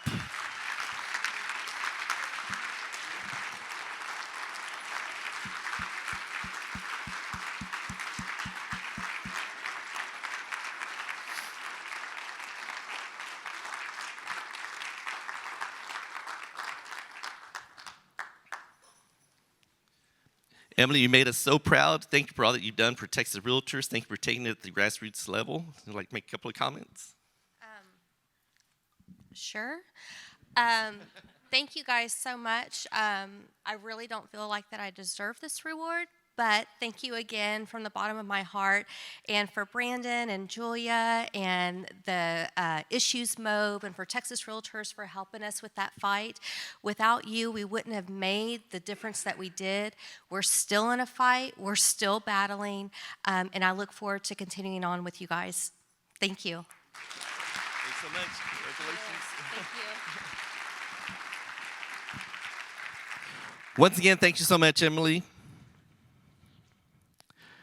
At this time, I'm going to call it Mr. Mark Lehman up to the podium. He's going to give out, right? Who? He gives out the local board governmental affairs achievement. Come on up, Mark. Somebody just asked if my zipper was up.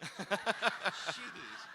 And yes, it is, I think. Thank you very much. My name is Mark Lehman, and for those of you who don't know me, I'm the former Vice President of Governmental Affairs for this organization, and I retired after 23 years. And I think the Texas leadership was so glad that I finally left. They named the Governmental Affairs Achievement Award the Mark Lehman Governmental Achievement Award, which is my honor today to present to a very worthy board. This is a really red letter day for me because I actually know the winner. Remember that first time we gave this out and no one told me it was a surprise, so I put it on Facebook before I got down here. The good news was nobody reads Facebook because it was still a big surprise. So after that, they've always given me this envelope, and I think they have new staff that didn't know this, so it's like the Academy Awards. I would say the winner is, and then I'd open the envelope and figure out who it was. So all I've got is another couple of pages here and not let the secret out. Of course, there was the problem when I read the wrong winner. But, you know, that really wasn't my fault. Metro Tex and Metro West, there's only 2 letters difference in those, and I can't see very well, so it worked out okay.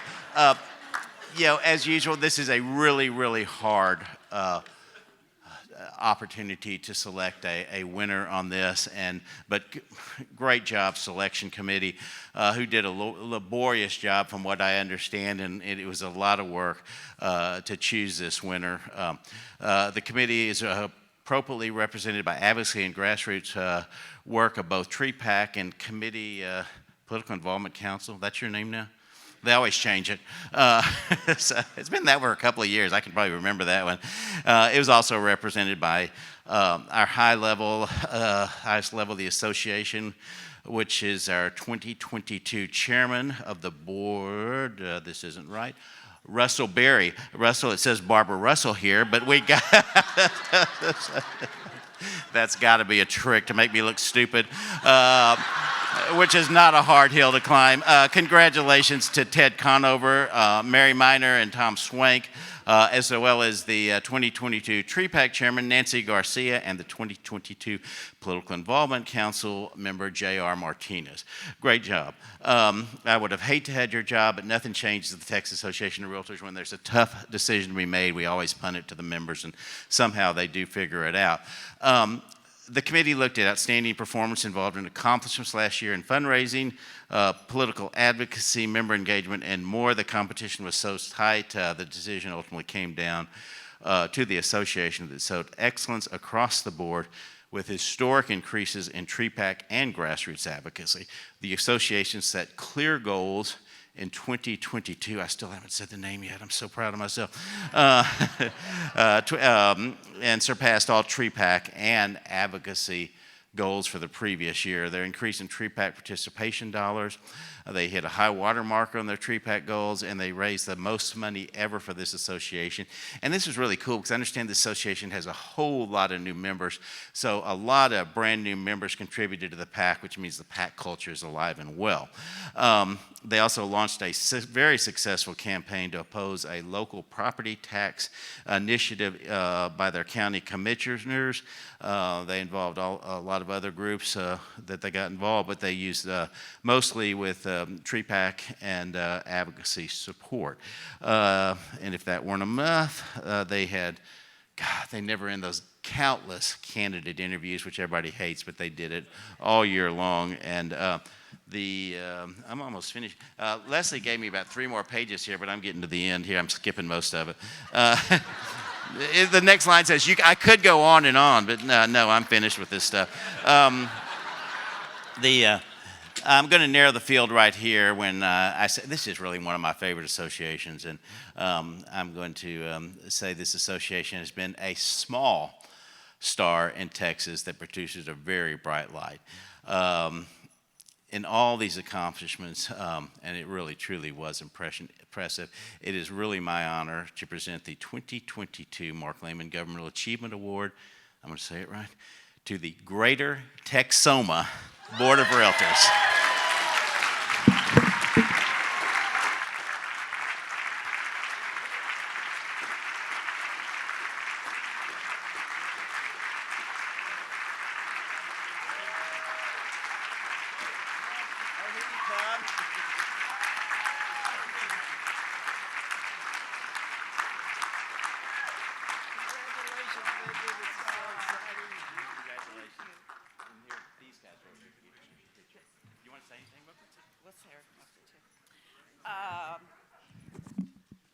Wow. Can I have this so I can listen to it again and pay better attention? I had no idea, but thank you to everybody. All the kudos goes to the association and the members. It takes all of us. So thank you.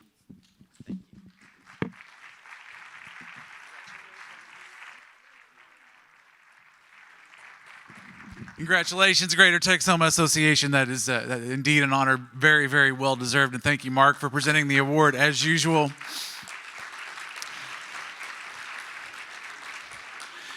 And congratulations to Emily as well. Very, very well deserved for your work there. We made the comment earlier, we got a lot of books out there. We really don't have a lot of books out there. It is $14 on Amazon, y'all. So go on to Amazon, order your book by Congressman Hurd. Fabulous, fabulous. Look forward to reading this myself. I would like to recognize a couple of special guests in our audience today. We have not yet recognized our one and only Leslie Ruda Smith, 2023 past president of the National Association of Realtors. And somewhere in the room, we have our Texas endorsed candidate for 2024 first vice president from California, Kevin Brown. Kevin, thanks for being here and joining us for this session today. Kevin will be here for the next couple of days, and he wants to get to know you. He truly is engaged and wants to be a members president. So take the opportunity to get to know Kevin, our endorsed candidate for NAR First Vice President 2024 while he's here. I had notes to give some sort of parting comments today. They said I could talk for 1 or 2 or 10 or 20 minutes. I'm just going to say thank y'all so much for coming. I hope you really enjoyed these valuable, impressive sessions that we had today, and enjoy the rest of your day. Look forward to seeing you again.